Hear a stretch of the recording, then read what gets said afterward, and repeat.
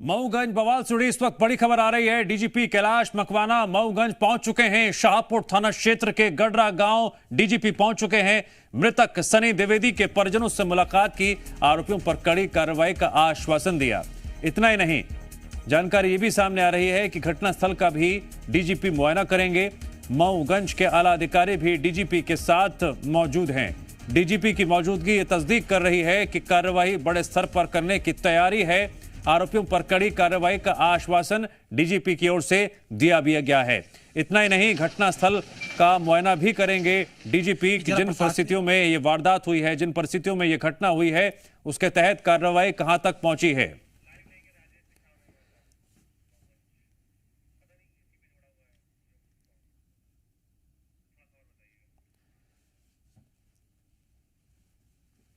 एक तरफ कार्रवाई की मांग जोर पकड़ रही है, दूसरी तरफ डीजीपी खुद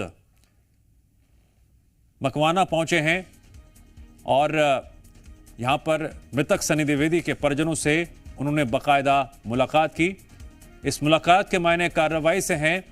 आरोपियों पर कड़ा कार्रवाई का आश्वासन डीजीपी की ओर से परिजनों को दिया गया है। जी मीडिया संवाददाता राजेश हमारे साथ जुड़ गए हैं इस खबर पर और अधिक जानकारी के लिए। राजेश, डीजीपी पहुंच चुके हैं, परिजनों से उन्होंने मुलाकात भी की है, आश्वासन भी दिया है। फिलहाल आपके पास क्या अपडेट है? बिल्कुल निश्चित तौर पे देखिए, मध्य प्रदेश के डीजीपी यहाँ पहुँच चुके हैं और ये घर है जहाँ जो घटना स्थल है, जहाँ पे ये पूरी तरह से ये घटना हुई है। और उस घर में खुद डीजीपी के समेत तमाम जो वरिष्ठ अफसर हैं वो भी मौजूद हैं। और अंदर पहुँचने के बाद डीजीपी चूँकि मुआयना करते हुए नज़र आ सकते हैं। लेकिन देखिए, अभी चूँकि बाहर से ये दरवाज़ा भी बंद किया गया है और अंदर में खुद प्रदेश के डीजीपी इस वक्त मुआयना करते हुए नज़र आ रहे हैं। चूँकि जिस तरह से ये घटना निकल के सामने आई है वो बेहद ही हृदय विदारक घटना है। एक एएसआई वीरगति को प्राप्त हो चुके हैं, इसके साथ साथ एक युवक को भी मौत के घाट उतार दिया गया है। फिलहाल जिस तरह से इस गांव में तनाव की स्थिति निर्मित हुई थी, देर रात भारी संख्या में सुरक्षा बल के जवानों की तैनाती भी कर दी गई थी। और ये देख सकते हैं इस तरह की कुछ लाठियां हैं, ऐसे ही लाठियां भांजे गए हैं सुरक्षा बल के जवानों के ऊपर। फिलहाल कई हमारे सुरक्षा बल के जवान अभी भी घायल हैं, जिनका उपचार इस वक्त अस्पताल में किया जा रहा है। और जिस तरह से मुख्यमंत्री का जिस तरह से बयान निकल के सामने आया था और उसके बाद उन्होंने खुद इसकी जानकारी सोशल मीडिया प्लेटफॉर्म एक्स के जरिए दी थी, और जिसके बाद खुद डीजीपी यहां पहुंचे हुए हैं और उनके साथ में तमाम वरिष्ठ अफसर भी मौजूद हैं। और देखिए, सबसे पहले डीजीपी यहां आने के बाद ये जो घटना स्थल है जहां पे उस युवक को सनी को जहां इस घर के अंदर बंधक बना के पीटा गया, जहां उसे मौत के घाट उतारा गया है, उसी घर पे डीजीपी अभी अंदर हैं। बाहर बड़ी तादाद पे जवान भी तैनात हैं, कई वरिष्ठ अफसर भी यहाँ पे मौजूद हैं। लेकिन जिस तरह से ये घटना घटी है और उसके बाद सियासत अलग तरह से अलग चरम पे भी देखने को मिला है। लेकिन अभी फिलहाल जिस तरह से मुख्यमंत्री मोहन यादव ने जो निर्देश दिए और उस निर्देश के बाद खुद प्रदेश के डीजीपी यहाँ पहुँचे हुए हैं और घटना स्थल का मुआयना कर रहे हैं। फिलहाल ये माना जा रहा है, चूँकि ये इलाका यदि आप देखेंगे पूरी तरह से, कैमरामैन राकेश को कहूँगा कि इलाके की तस्वीर दिखाए।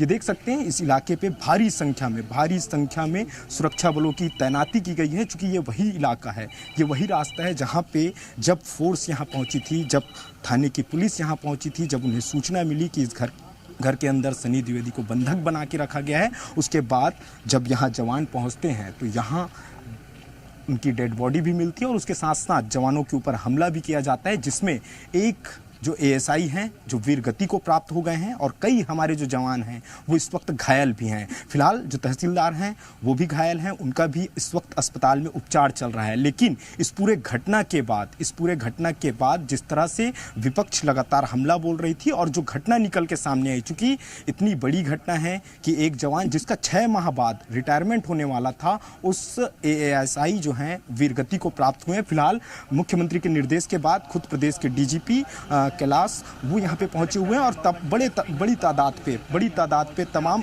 वरिष्ठ अफसर यहाँ मौजूद हैं। और इस ओर ये देख सकते हैं, ये वही जगह है जहाँ तमाम जो गाड़ियाँ जो यहाँ पे सुरक्षा बल के जवान जब यहाँ पहुँचे थे तो उनकी गाड़ियों पे तोड़फोड़ किया गया, लाठियां भांजी गई और जगह जगह इस रास्ते की यदि मैं बात करूं तो जगह जगह खून के जो धब्बे हैं वो भी ज़मीन में है। चूँकि काफ़ी बुरी तरह से जवानों के ऊपर भी हमला किया गया था। एसडीओपी को भी यहाँ इसी कमरे के अंदर बंधक बनाने की भी खबर निकल के सामने आई थी। फिलहाल इधर की यदि आप तस्वीर देखेंगे, इन घरों को आप देखेंगे तो ये पूरा का पूरा घर अभी वीरान हो चुका है। यहाँ कोई भी शख्स, कोई भी व्यक्ति यहाँ पे मौजूद नहीं है। फिलहाल देखिए 10 मिनट का वक्त बीत चुका है करीब, और अभी भी डीजीपी अंदर ही मौजूद हैं, और साथ में इस क्षेत्र के रेंज के जो अधिकारी हैं वो भी मौजूद हैं, साथ साथ तमाम पुलिस के वरिष्ठ अफसर मौजूद हैं।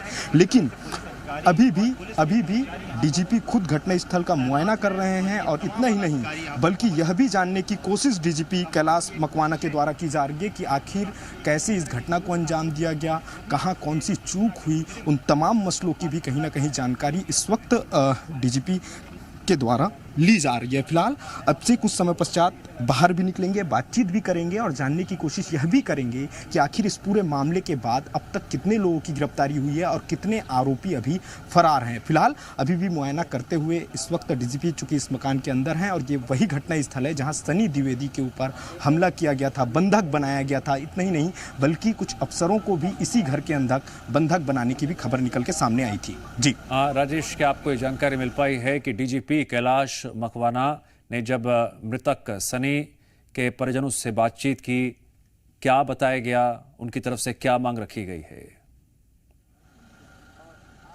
देखिए सबसे पहले जो जानकारी आ रही है कि डीजीपी कैलाश मकवाना यहाँ पहुँचे हैं घटनास्थल के बाद यहाँ से हो सकता है संभवतः सनी के घर जाए और उनके परिजनों से मुलाकात करे। लेकिन सबसे प्रमुख बात यह है कि जिस तरह से मध्य प्रदेश के मुख्यमंत्री मोहन यादव ने जो निर्देश दिया, और निर्देश के बाद जिस तरह से पुलिस भी एक्शन में नजर आई और तमाम जो कुछ आरोपी हैं उनको भी हिरासत में ले लिया गया है, कुछ आरोपी जो फरार हैं उनकी भी खोजबीन में पुलिस की टीम जुटी हुई है। और इतना ही नहीं, खुद जिस तरह से ये सजगता भी बयां कर रही है कि किस तरह से जब इतनी बड़ी घटना होती है और उसके बाद मुख्यमंत्री सजगता के साथ निर्देश दिए जाते हैं, और उसके बाद जब प्रदेश के डीजीपी खुद घटनास्थल का मुआयना करने के लिए पहुंचते हैं, तो ये माना जा सकता है कि कहीं ना कहीं जो बातें कही जा रही है या विपक्ष जो आरोप लगा रहे थे वो कहीं ना कहीं यहाँ पे धता हुता दिखाई दे रहा है। और जिस तरह से खुद प्रदेश के शीर्ष अफसर पहुंच रहे हैं उससे ये माना जा सकता है कि अब बड़ी कार्रवाई कहीं ना कहीं आरोपियों के खिलाफ हो सकती है, और जो भी आरोपी फरार हैं हो सकता है कि जल्द से जल्द मध्य प्रदेश की पुलिस इन तमाम आरोपियों को धर दबोचेगी और उनके खिलाफ सख्त से सख्त कार्रवाई भी की जा सकती है। राजेश, अब से कुछ ही देर पहले आपने घटना से जुड़े निशान भी दिखाए थे, एक बार फिर से जरा वो निशान दिखाइए जो इस बवाल की कहानी को बयां कर रहे हैं। अब बिल्कुल देखिए, ये सबसे पहले ये लठ देख सकते हैं आप, ऐसे ही लठ बताया जा रहा है कि कई आरोपी ऐसे ही लठ रखे हुए थे। कुछ जूते के निशान भी देख सकते हैं, जूता भी यहाँ पे मौजूद है।